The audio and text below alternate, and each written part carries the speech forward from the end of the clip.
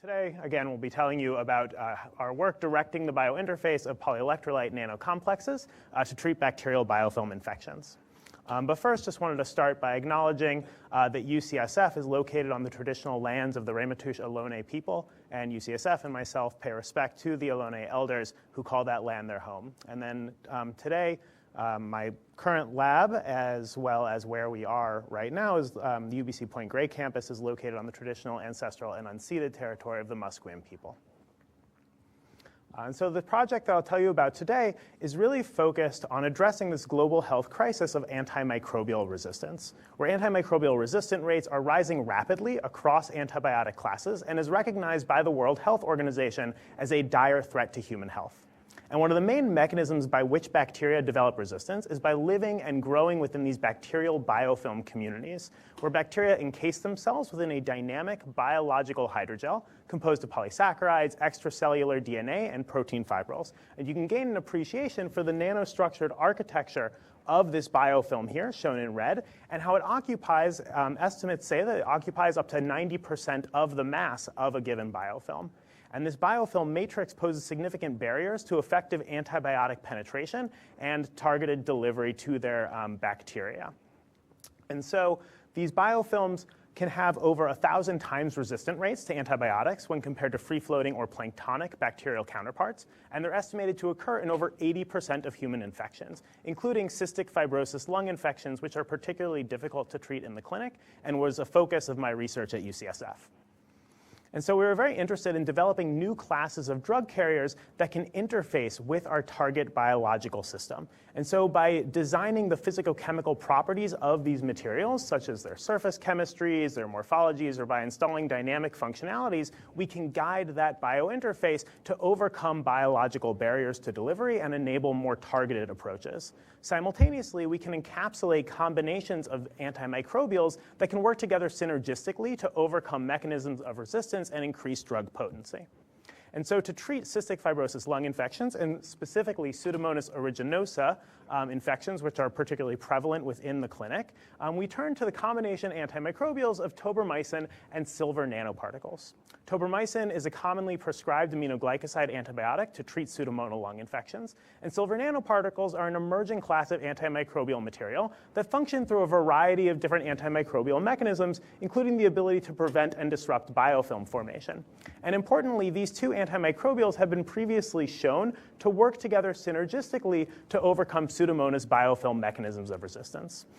However, we have this challenge. We know that these two drugs can work together, but we need to ensure that they are delivered to the same site of infection to actually allow for that synergistic effect. And so thinking about how we can package these two very diverse antimicrobial cargoes together into one space, we turn to polyelectrolyte complexation and layer-by-layer self-assembly, where we took advantage of the inherent positive charge of tobramycin to complex it with dextran sulfate polymers, which are negatively charged, into these tobramycin nanocomplexes.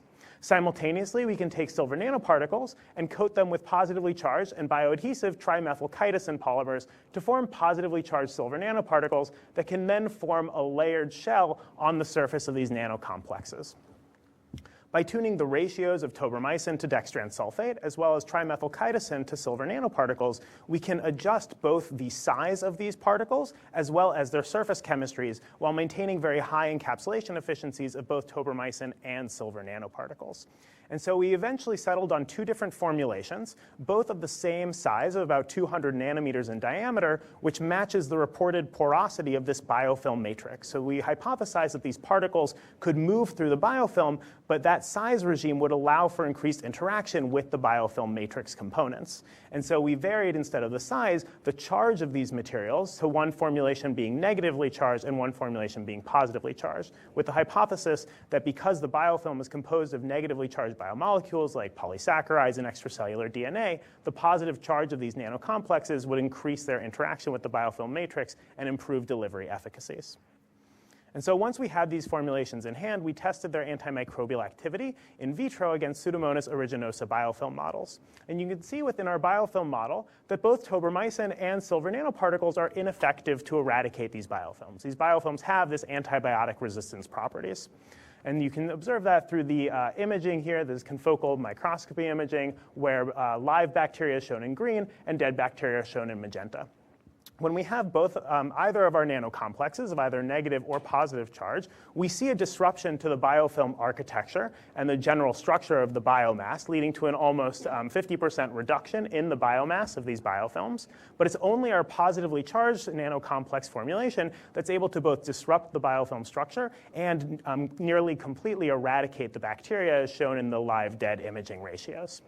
Again, we owed to that hypothesis that it was the positive charge of this nanocomplex that increases that interaction. And in a subsequent experiment, we fluorescently labeled these nanocomplexes and confirmed that indeed the permeation of the positively charged nanocomplexes was over 2 times greater than the permeation and integration of the negatively charged particles within the biofilm, leading to an improved delivery efficacy and antimicrobial activities. And so we next sought to evaluate these materials, and specifically our positively charged nanocomplex, in vivo in a mouse model of lung infection through a collaboration with the pulmonology lab at UCSF. And so within this acute infection model, we see that the mice succumb to this Pseudomonas infection by 18 hours. None of the mice are able to survive. However, when we treat with our nanocomplexes, we see a significant improvement in the survival, where 8 out of 10 mice are able to survive the duration of the study. And at a short time point sacrifice, we see a near complete clearance of the bacterial infection from the lung environment.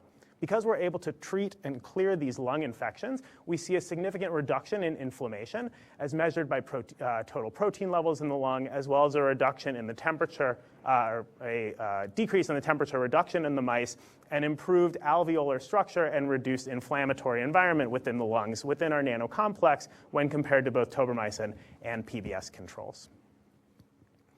And so in conclusion, we're able to demonstrate within this project how we can design a nanocomplex that enables the co-loading and delivery of synergistic antimicrobials with high efficiencies, while simultaneously being able to engineer the biointerface of these materials by adjusting their surface chemistry as well as their size properties to improve the survival outcomes in mouse models of infection. And so moving forward, I'm currently co-supervising a student at UCSF with my previous postdoc advisor who's interested in looking at the nanocomplex interactions with mucus barriers, which are another important biological barrier to delivery present within cystic fibrosis lung infections. And so that student, Preethi, who's also the second author on that paper, is looking at how we can load mucolytics as well as antimicrobials into a single nanocomplex formulation to improve mucus penetration and delivery. Simultaneously, we're interested in another component of the cystic fibrosis lung infection or lung environment, and that's neutrophil extracellular traps, or NETs, where neutrophils excrete their own DNA in order to entrap bacteria and release antimicrobials simultaneously. And normally, this is a very effective measure to have antimicrobial activity. However, in cystic fibrosis, these neutrophil extracellular traps, these NETs, are not cleared and produce an inflammatory cascade and a higher inflammatory environment. And so we're looking at how we can create nanoparticles that can interact with these NETs and improve their clearance within the lung environment following their antimicrobial activities.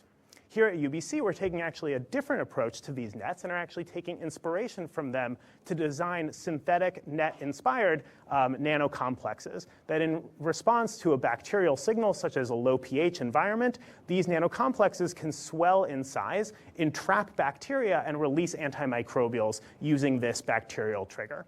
And so while this is a very early project, we have a very preliminary formulation that we can see increases in size from approximately 200 nanometers all the way to 4 microns in size while initiating a burst release of, in this case, tobramycin antibiotics. And so in addition to that NET-inspired approach, my lab here at UBC is really taking this bio-inspired approach to work at that microbe material biointerface, to really design nanomaterials that can interact with these bacterial communities to study and treat microbial-related disease. And so we're looking at both NET-inspired particles as well as really studying nanoparticle biofilm interactions for improved drug delivery, as well as on the flip side of that microbe material biointerface, looking at how we can better deliver therapeutic microbes such as probiotics to treat GI disorders.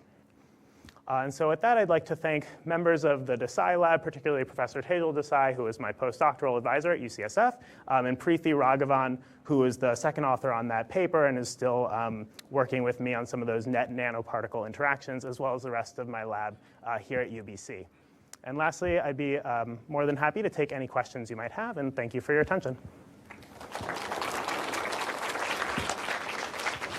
Thanks, Joel. Any questions for Joel? Oh, there's a question over there.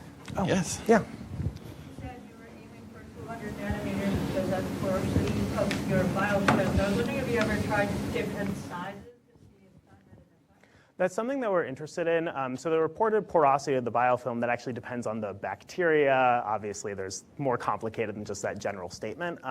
But biofilm porosity tends to be in the 100 to 500 nanometer range. And so we were thinking that that 200 nanometer size would allow for that kind of interactive filtering, where it passes through but still interacts. There have been other studies, not done by myself, that have looked at size effects of biofilm penetration. And they found that particles kind of below the 100 nanometer range just kind of penetrate very quickly. And larger particles like micron size or above don't really pass through too much. So we kind of, we're relying on literature for that kind of optimal.